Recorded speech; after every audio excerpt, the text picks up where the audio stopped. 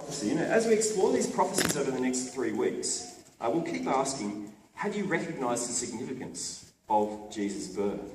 The huge promises that he fulfills? Because that's what Christmas is really about, isn't it?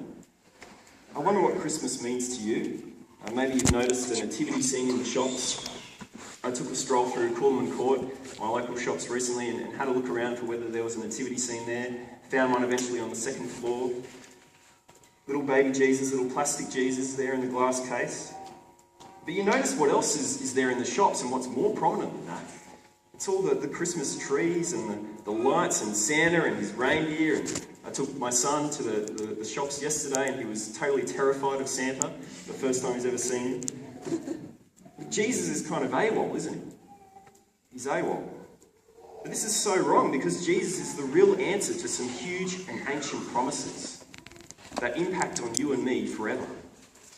Not in a fantasy world. I mean, Santa and all that Christmas mythology, that's fantasy world.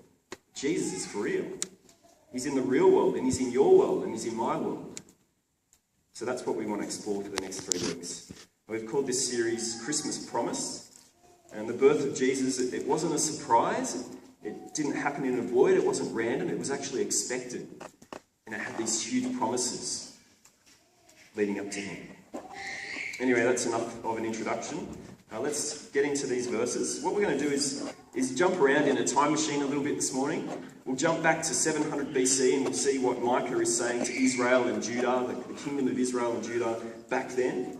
Then we'll jump into the time machine again and we'll go forward 700 years to the time of Jesus, about 0 BC, 1 BC. And then we'll finish by coming to us today and reflecting on how is this actually significant for us today living in